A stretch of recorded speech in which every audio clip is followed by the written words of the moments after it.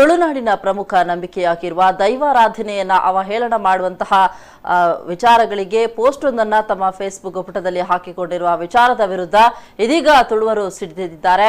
ಮಾತ್ರವಲ್ಲದೆ ಮಂಗಳೂರು ದಕ್ಷಿಣ ವಿಧಾನಸಭಾ ಕ್ಷೇತ್ರದ ಶಾಸಕ ವೇದವ್ಯಾಸ್ ಕಾಮತ್ ಅವರು ಈ ಪೋಸ್ಟ್ ಕುರಿತಾಗಿ ತಮ್ಮ ಟ್ವಿಟರ್ನಲ್ಲಿ ಆಕ್ರೋಶ ವ್ಯಕ್ತಪಡಿಸಿದ್ದಾರೆ. ಮಾತ್ರವಲ್ಲದೆ ಈ ರೀತಿಯಾಗಿ ಧಾರ್ಮಿಕ ಭಾವನೆಗಳನ್ನು ಕೆರಳಿಸುವ ವ್ಯಕ್ತಿಗಳು ಮತ್ತು ಫೇಸ್ಬುಕ್ ಪೇಜ್ ವಿರುದ್ಧ ಸೂಕ್ತ ಕ್ರಮ ಕೈಗೊಳ್ಳುವಂತೆ ಮಂಗಳೂರು ಪೊಲೀಸ್ ಕಮಿಷನರ್ ಹರ್ಷ ಅವರಿಗೆ ಮನವಿಯನ್ನು ಕೂಡ ಮಾಡಿಕೊಂಡಿದ್ದಾರೆ. ಇನ್ನು ಟ್ರೋಲ್ ಹೂ ಟ್ರೋಲ್ ಕನ್ನಡಿಗ ಎಂಬ ಫೇಸ್ಬುಕ್ ಪುಟದಲ್ಲಿ ಈ ಹಿಂದೆಯೂ ದೇವರನ್ನ ಅವಮಾನಿಸುವಂತಹ ರೀತಿಯ ಪೋಸ್ಟ್ಗಳನ್ನು ಹಾಕಲಾಗಿತ್ತು. ಇದಕ್ಕೆ ಸಂಬಂಧಿಸಿದಂತೆ ದೈವಾರಾಧನಾ ಚಾವಡಿ ಮತ್ತು ದಲಿತ ರಕ್ಷಣಾ ವೇದಿಕೆಯವರು ಮಂಗಳೂರು ಸೈಬರ್ ಕ್ರೈಂ ಪೊಲೀಸ್ ಠಾಣೆಯಲ್ಲಿ ದೂರೊಂದನ್ನು ಸಹ ಸಲ್ಲಿಸಿದ್ರು.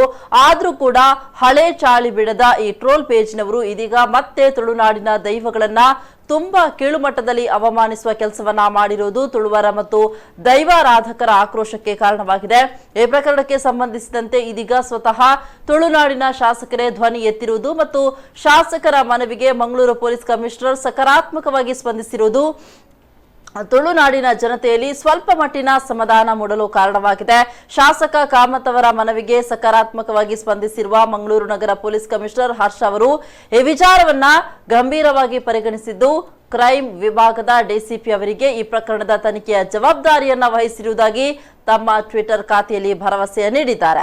ಆದರೆ ಎಲ್ಲೋ ಕುಳಿತು ಜನರ ಧಾರ್ಮಿಕ ನಂಬಿಕೆಗಳನ್ನ ಕೀಳು ಮಟ್ಟದಲ್ಲಿ ಅವಮಾನಿಸುವ ಮತ್ತು ಈ ಮೂಲಕ ಸಮಾಜದ ಸ್ವಾಸ್ಥ್ಯವನ್ನ ಹಾಳು ಮಾಡುವಂತಹ ಕೆಲಸವನ್ನ ಮಾಡ್ತಾ ಇರುವ ಇಂತಹ ವ್ಯಕ್ತಿಗಳ ವಿರುದ್ಧ ಕಾನೂನು ಕ್ರಮ ಕೈಗೊಳ್ಳದೇ ಇದ್ದಲ್ಲಿ ಈ ಚಾಳಿ ಇನ್ನಷ್ಟು ಮುಂದುವರಿಯುವುದರಲ್ಲಿ ಯಾವುದೇ ಅನುಮಾನ ಇಲ್ಲ.